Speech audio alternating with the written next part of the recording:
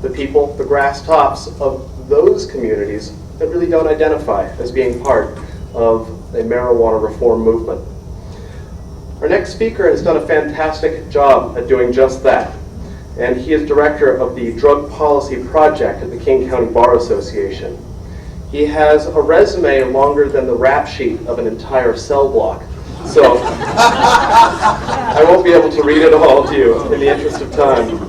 But I will say that he serves on the American Bar Association Standing Committee on Substance Abuse Advisory Committee, and he is also on the Leadership Council of Physicians and Lawyers for National Drug Policy.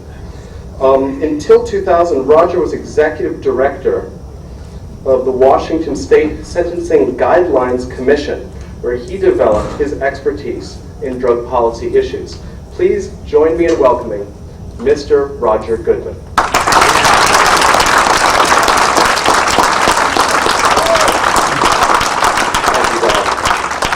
A great honor and privilege to be sitting along with these luminaries. Viv, you definitely belong at this table, so don't doubt yourself there.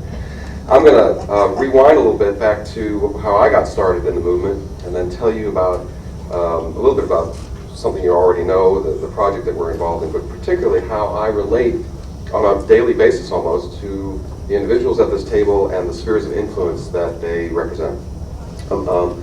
Proposition 36 in California was approved by the people thanks to Drug Policy Alliance, really, in 2000.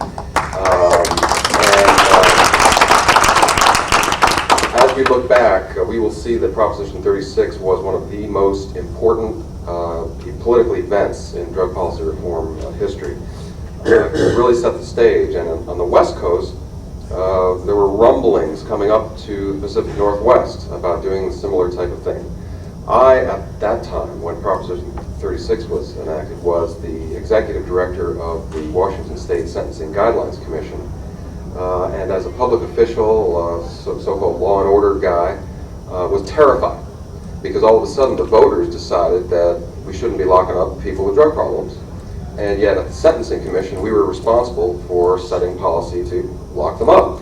And I thought, wow, this is I'm going to become irrelevant. And I remember the feeling of terror in my chest. And I won't forget that because now on the other side, we're using it to invoke terror in the chests of those who are still in the establishment. And it's working. As part of that discussion, the president of the King County Bar Association had the courage to pen an editorial which is now celebrated called "Are We All on Drugs?" And a very eloquent cataloging of the tragic failure of the war on drugs. And out of the woodwork, because of his invitation at the end of the editorial, please contact me if you want to change our drug laws. Out of the woodwork came hundreds of professionals like myself. I had left the Sentencing Commission, was back in Seattle to practice law, and literally hundreds of us responded to this, and plenary meetings were called. The county prosecutor and the law professors and half of the Superior Court judges canceled their dockets for the day because these petty drug cases are clogging up their caseload.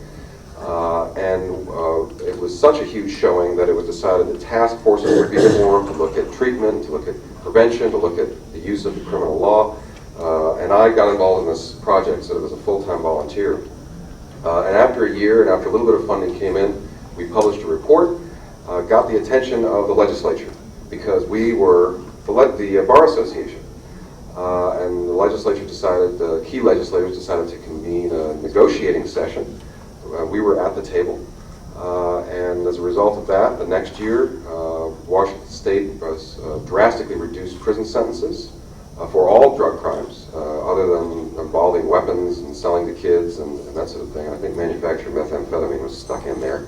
But seriously, it was a drastic reduction of prison sentences, taking the money we would have spent in prison and putting it into treatment for those, and we're talking about non-marijuana.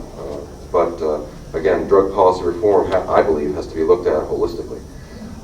And then giving judges discretion on a case-by-case basis, and particularly in King County and west of the mountains, the more enlightened area of Washington State, the judges don't want to lock up folks, and now finally we gave them the discretion to do that.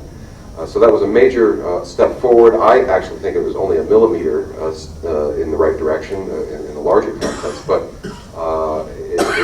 perceived as a major reform, and now other states, through their legislatures, have begun to do the same thing. Stop locking people up, put money into treatment, and give judges more discretion. What we did at the Bar Association was reach out to other professional groups. And this is one big message, is that it's not the message, it's the messenger. And the other is that it can't just be one messenger. If you reach out and broaden the coalition, then the messenger becomes more influential. So we have the Medical Society and the Pharmacy Association and the League of Women Voters and the Academy of Family Physicians, and it goes on and on, the Society of Addiction Medicine, Physicians for Social Responsibility. Sunil is just the, are you still the president, or are you just done? And we have, I think, 20 groups now. And I call it reform from the center. There's sort of a lot of geometric concepts. Reform from the center.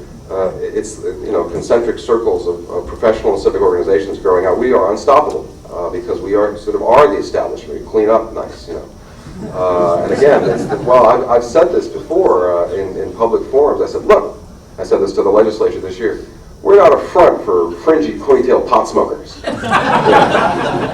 And yet, but on a daily basis almost, I have to deal with these fringy ponytail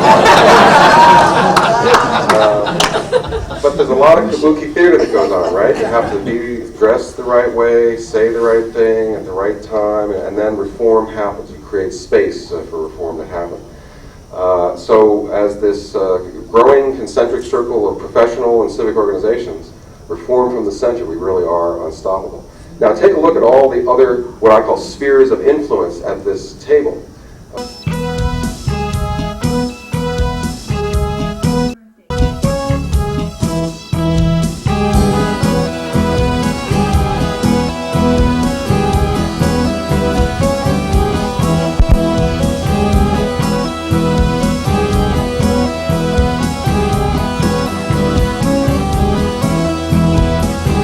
We so happy we alive, we together can survive. Stop the bullshit, stop the lies, and now's the time to legalize. Tell me brother, tell me true, what the hell we gonna do?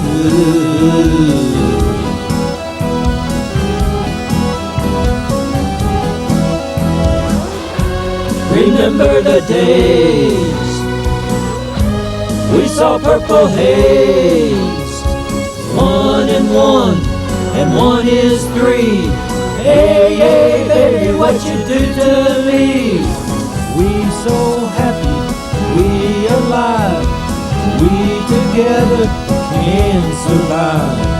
Mother Nature, heaven sent, don't belong to government. Hey there, sister, what's the plan? Do you really understand?